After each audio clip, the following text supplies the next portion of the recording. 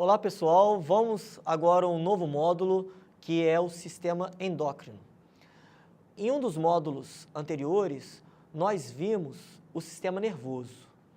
O sistema nervoso ele é muito importante para o controle das nossas funções de uma maneira geral.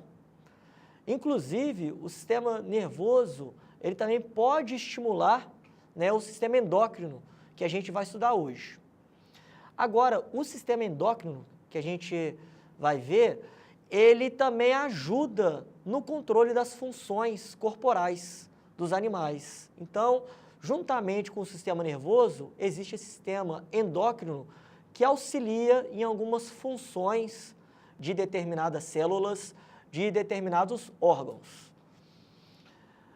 O sistema endócrino, ele é composto, então, por glândulas, tá? E tecidos que vão secretar substâncias químicas. Essas substâncias químicas são chamadas de hormônios. E aí, após a produção desses hormônios, esse hormônio ele cai na corrente sanguínea, ele ganha a corrente sanguínea. Então, todo hormônio ele tem uma via endócrina, então ele cai na corrente sanguínea para atuar numa célula-alvo a longas distâncias, tá? Os hormônios são produzidos e liberados na corrente sanguínea para poder percorrer o corpo, então, e vai chegar numa célula-alvo, tá? Essa célula-alvo, ela tem que possuir receptores específicos na sua membrana para esse determinado hormônio. Então, existe uma especificidade. Aquele hormônio específico, ele vai atuar numa célula específica.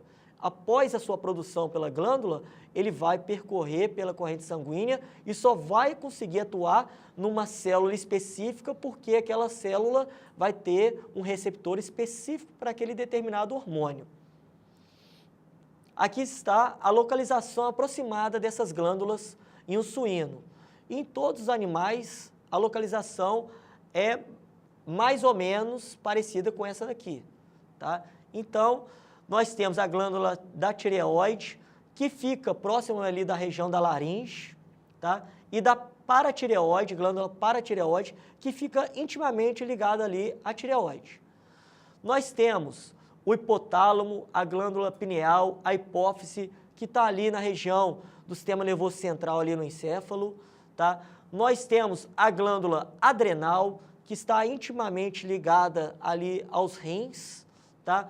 Nós temos o pâncreas, que está presente perto ali do duodeno, que é ali no intestino delgado, tá? E nós temos também, no caso das fêmeas, o ovário, e aqui está representando, tanto uma fêmea quanto um macho. Claro que essas duas glândulas nunca estão, no mesmo animal. Nas fêmeas nós temos o ovário e nos machos nós temos o testículo, tá?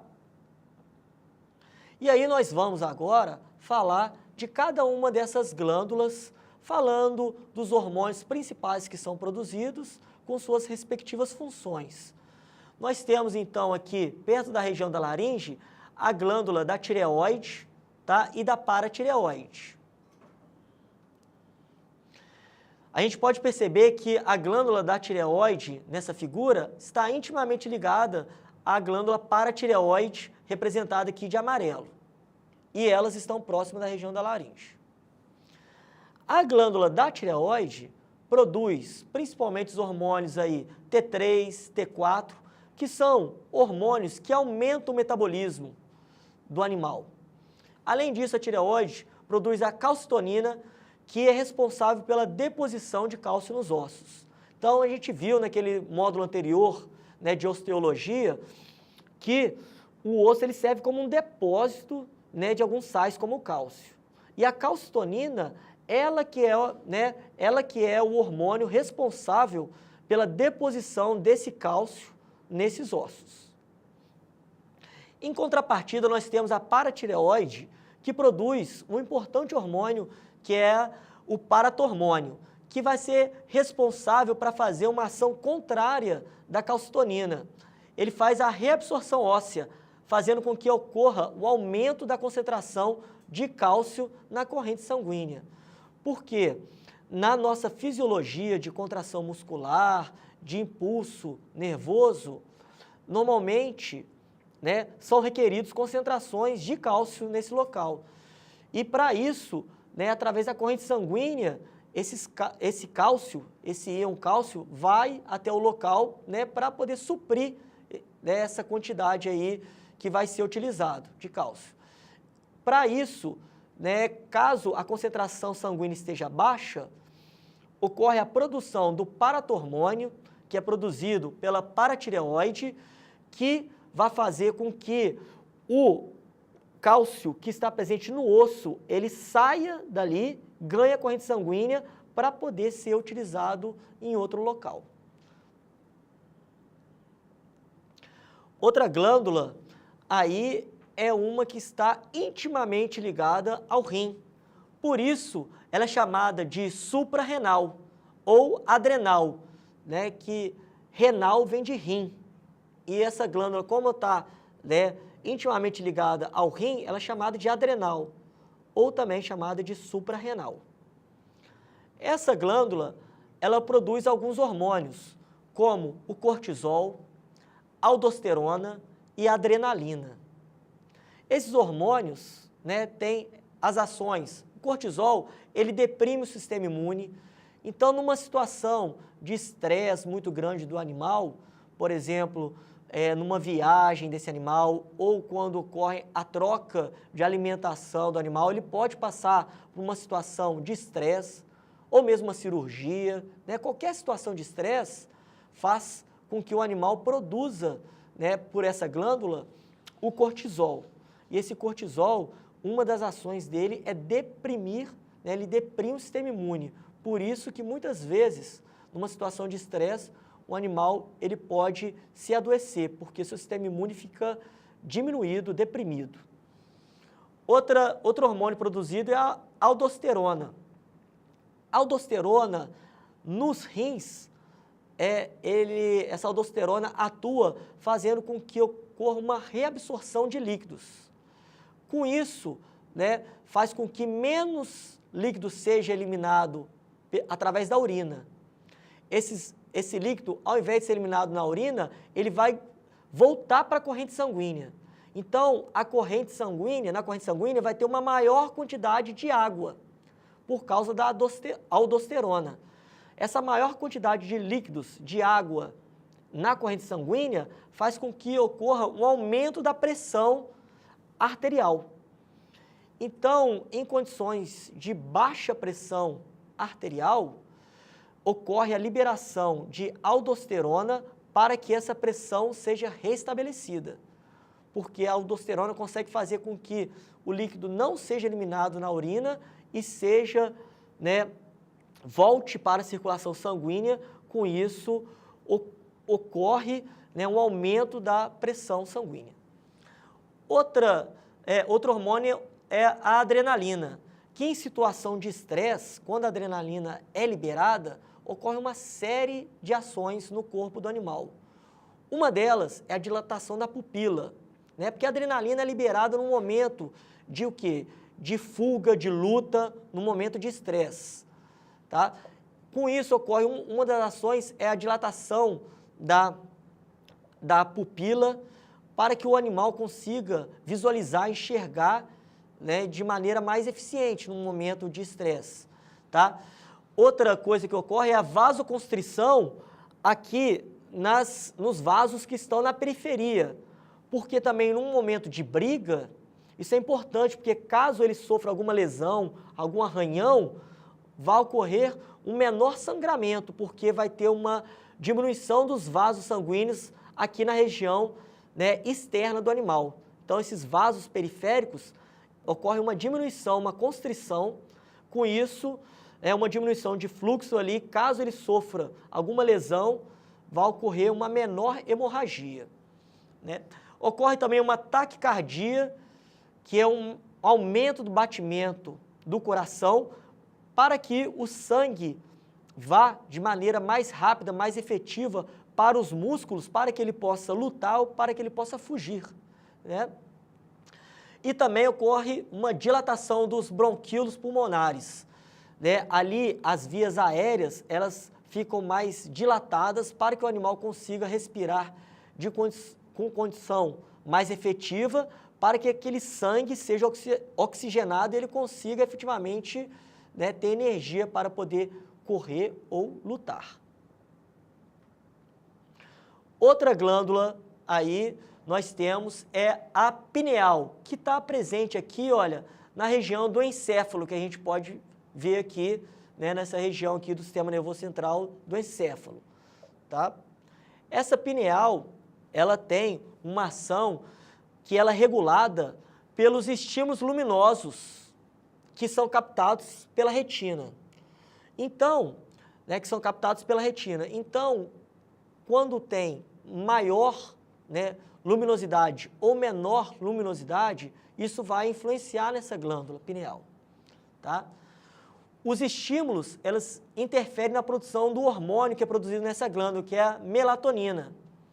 Essa melatonina, uma das coisas que ela faz, ela está envolvida na regulação do sono. É por isso que à noite a gente tem mais sono, assim como os animais, né, e de dia menos. Então, existe uma regulação, né, o hormônio do sono aí é chamado de melatonina, que é liberado pela glândula pineal.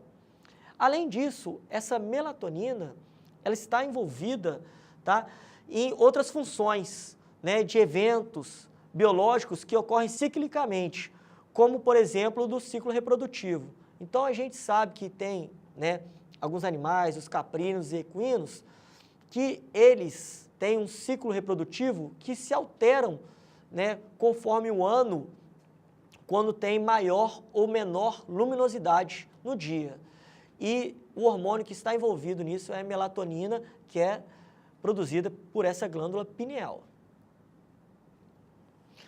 Outra glândula aí que libera vários hormônios é a hipófise. Nós temos aqui a região do hipotálamo aqui no cérebro, aqui, tá, no encéfalo, com o hipotálamo que estimula a hipófise, e essa hipófise aqui no cérebro libera uma série, né, de hormônios que vão estimular várias células e vários tecidos diferentes. Aqui nós podemos ver, né, essas células e esses tecidos que eles vão influenciar. Então, olha só, a hipófise libera um dos hormônios, é a prolactina. Essa prolactina, ela vai atuar fazendo com que ocorra uma maior produção de leite na glândula mamária. Ou seja, um hormônio sendo produzido que vai atuar lá na glândula mamária, tá? Outro, né, hormônio que é produzido por essa hipófise são aqueles gonadotróficos, que são hormônios que vão atuar nas gônadas, vão atuar tanto no ovário, tá, quanto nos testículos.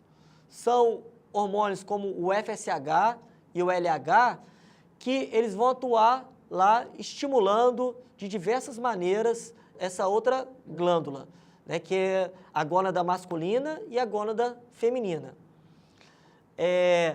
Ele também libera hormônio tireotrófico, que vai estimular a tireoide a produzir os seus hormônios, aqueles hormônios T3, hormônios T4, tá? Ele também, né, libera hormônios que vão estimular a suprarrenal, que a gente acabou de falar, que libera cortisol, aldosterona e adrenalina. Então, essa hipófise libera hormônios que vão estimular a liberação desses outros hormônios. Ou seja, é uma glândula mestre que vai estimular outras glândulas a produzir outros hormônios. A hipófise também libera hormônios que atuam no crescimento, então, hormônios do crescimento. Também libera a ocitocina ou oxitocina, que faz com que ocorra a expulsão do leite ali na glândula mamária para que o leite ele desça, né, para que ele seja expulso, tá? E com isso ele seja liberado, tá? Além disso, a ocitocina atua no útero, fazendo com que ocorram contrações nessa região, tá? Por isso que, num caso em que o parto está sendo muito demorado, está sendo muito difícil, pode ser feita a aplicação de ocitocina para que auxilie nessa contração uterina para que, né, o feto, para que o recém-nascido ele seja, né, liberado. Além disso, é liberado também outra secreção pela hipófise, que é o hormônio antidiurético, tá? Que faz com que uma menor quantidade de líquido seja expelido pela urina e seja feita uma reabsorção desse líquido e ganhe a corrente sanguínea. Vamos para agora outra glândula, que é o pâncreas, que é uma glândula mista que produz tanto os hormônios insulina e glucagon, que vão ganhar corrente sanguínea, assim como também o pâncreas produz o suco pancreático, que é uma secreção exócrina, que é uma secreção que vai cair no duodeno, no trato gastrointestinal, para auxiliar no processo de digestão. A insulina, tá, produzida pelo pâncreas, ela vai ganhar corrente sanguínea e vai auxiliar, vai fazer com que aquele açúcar que está presente na corrente sanguínea vá para dentro das células, auxiliando o metabolismo celular.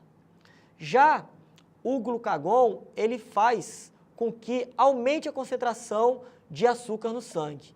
Ele faz com que, né, o glicogênio presente no fígado, ele seja quebrado em glicose e ganha corrente sanguínea. Então, a insulina diminui a concentração de açúcar no sangue, fazendo com que as células tenham a entrada de açúcar, né, tem a entrada de açúcar nas células, e o glucagon faz com que aumente a concentração de açúcar no sangue.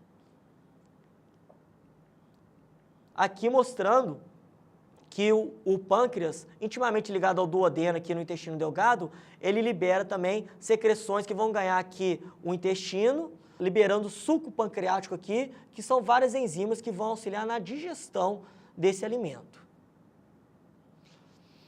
E agora, chegando quase ao fim, nós temos as gônadas, que nós temos a gônada masculina, que é o testículo, e a gônada feminina, que é o ovário. E nós temos, então, o testículo, que além de produzir os espermatozoides, tem a função de produzir hormônio, como a testosterona, que é um hormônio com função, né, de desenvolver as características sexuais secundárias do animal, também responsável pela libido e pelo comportamento sexual. Isso provém, né, desse hormônio testosterona, né, no macho. E, né, o ovário, que é a gônada feminina, que além, né, de produzir os oócitos, os gametas femininos, também produz hormônios como o estrógeno, né, que é o hormônio responsável pelas características secundárias femininas, e também a progesterona, que é o hormônio da gestação, como o próprio nome está falando, progestação, progesterona, que faz com que deixe todas as condições para que ocorra o desenvolvimento do feto ali durante o período de gestação. Esse hormônio progesterona é muito importante no período de gestação feminina. Bom, pessoal, acabamos esse módulo, então, de sistema endócrino e vamos seguir adiante para um próximo módulo que é de sistema gastrointestinal. Um abraço a todos.